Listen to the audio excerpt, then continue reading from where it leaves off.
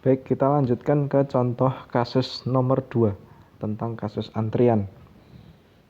Perusahaan A sedang mencoba menentukan rata-rata customer menunggu dalam sistem. Jika customer rata-rata menunggu lebih dari 10 menit, maka perusahaan akan menambah kasir dan memberikan kompensasi.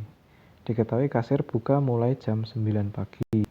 Data yang didapat ditunjukkan pada tabel 1 dan tabel 2.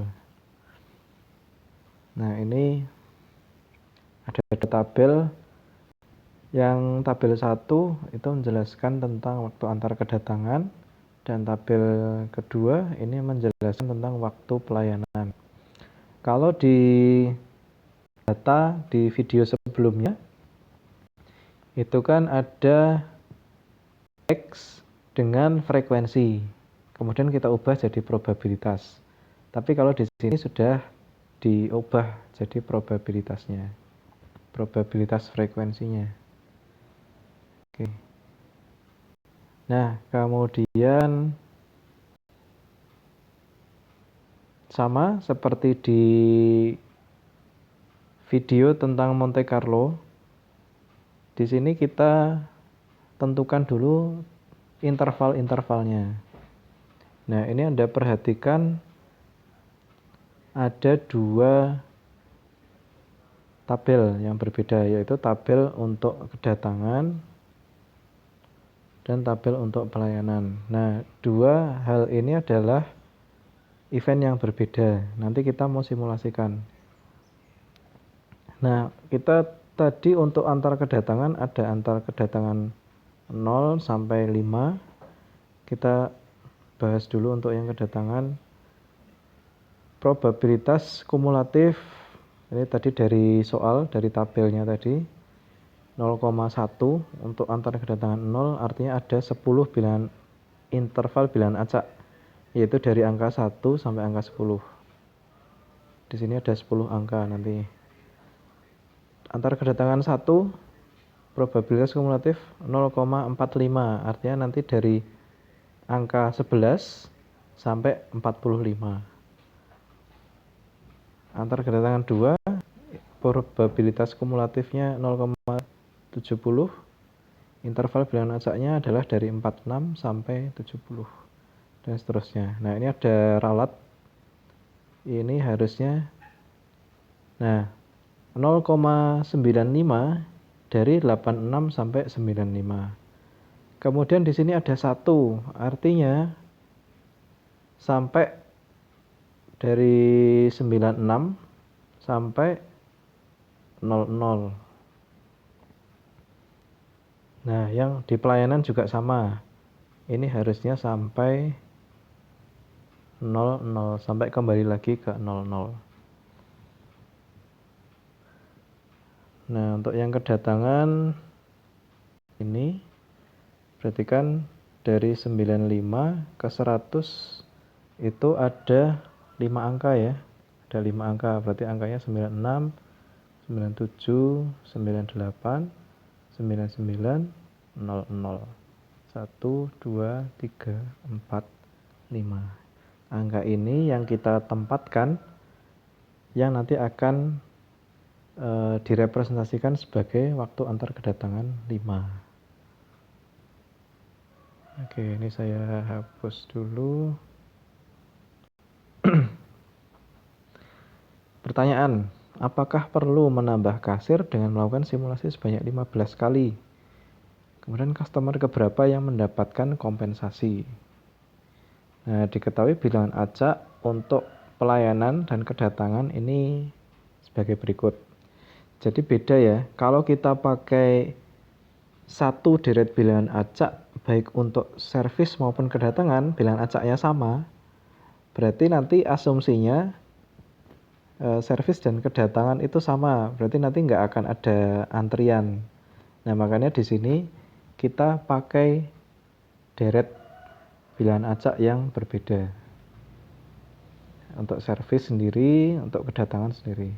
Kita pakai deret ini karena tadi sampai 15 kali ya, 15 kali. Nah, kemudian kita assign. Kita buat untuk yang kedatangan. Saya ini dulu. Oke, Anda perhatikan dulu yang sampai sini. Oke, kolom ini. Bilangan acak kedatangan tadi 50, 28 sampai 14. 50 itu masuknya di interval berapa kalau di waktu kedatangan? Tadi 50 kedatangan ya, 50, angka 50 itu masuknya di interval ini 2. Nah, ini kita tulis 2, antar kedatangannya 2. Dan seterusnya, langkahnya sama. Kita cek bilangan acak ini masuknya di interval yang mana, terus kita terjemahkan ke antar kedatangan. Nah, sama bilangan acak untuk pelayanan servis, kita pakai deret yang 52 sampai 66 karena di sini diketahui. Untuk servis pakai deretnya 52 sampai 66. Cara yang sama kita coba terjemahkan dari bilangan acak ke waktu servis. 52 kalau di servis tadi masuknya di interval ini ya. Masuknya di 3.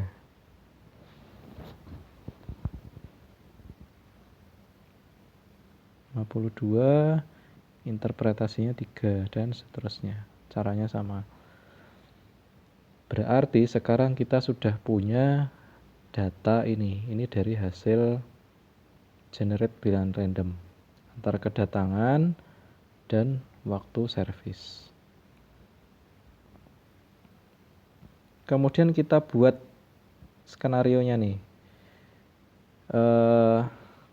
Customer 1 tadi waktu antar kedatangannya 2. Padahal tadi kasir diketahui bukanya mulai jam 9. Waktu antar kedatangan customer nomor 1 itu 2. Berarti sejak awal buka sampai customer nomor 1 datang itu 2. Ini satuannya menit. Jadi dia datang pada jam 9 lewat 2 menit. Dilayani berapa lama? Nah, dari tabel yang tadi. Dilayani customer nomor 1 antar kedatangan 2, dilayani 3 menit. Nah, waktu servisnya 3 menit, awal servis karena kosong ya, sistemnya kosong, belum ada customer.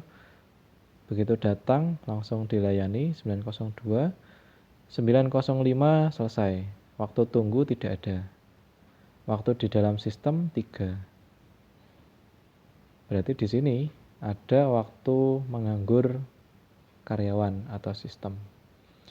Kemudian nomor customer 2 ini antar kedatangan sama waktu servis didapat dari tabel di atas tadi yang sudah diterjemahkan.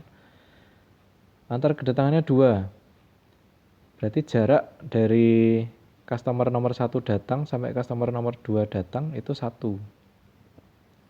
Berarti nomor 2 datangnya 9 lewat 3. Dilayani selama 2 menit. Apakah ketika datang customer nomor 2 datang itu bisa langsung dilayani? Kan tidak. Padahal di sini selesainya 905.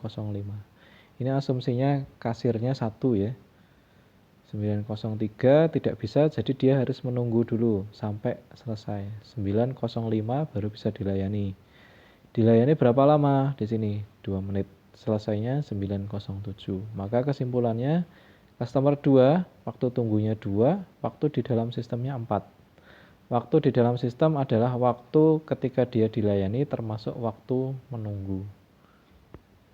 Apakah ada menganggur? Tidak.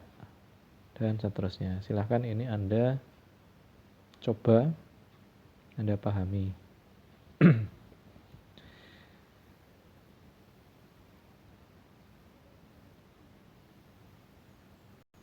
Kemudian begitu juga untuk yang contoh ketiga, ini sama. Nanti silahkan Anda bisa gunakan untuk latihan.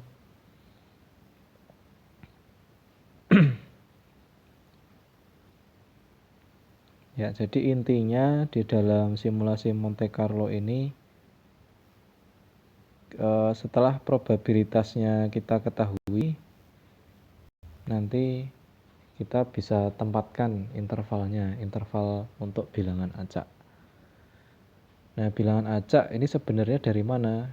Kalau dari awal di Excel sebelumnya, itu kan kita sudah buat dan kita sudah cari tahu data mentah kita itu mengikuti distribusi apa.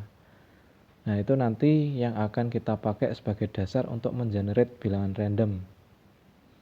Nah, bilangan random, saya buat coret-coretan dulu.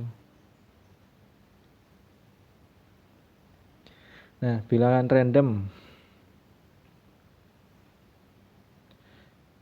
Misalnya saya mau ambil angka 4, 5, 6 ya. Ambil angka atau putar sebuah dadu.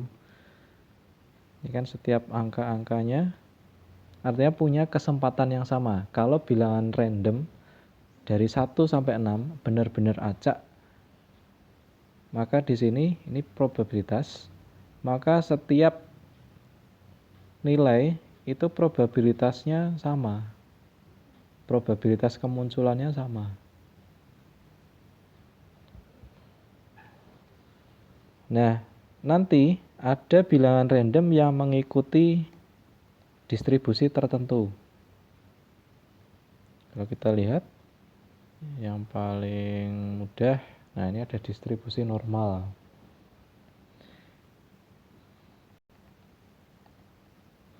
Ini rata-ratanya misalnya 3, 2, 1, 4, 5, 6.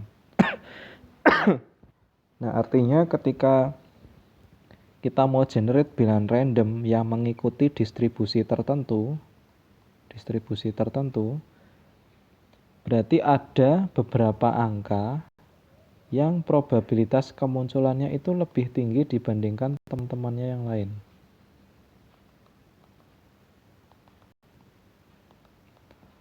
Nah, kalau bilangan random yang ini berarti mengikuti distribusi uniform, seragam, karena setiap nilai probabilitasnya seragam, sama. Nah, tapi kalau kita mau generate bilangan random dengan mengikuti distribusi tertentu, maka artinya ada nilai-nilai tertentu yang probabilitasnya lebih tinggi atau bahkan lebih rendah dari yang lainnya.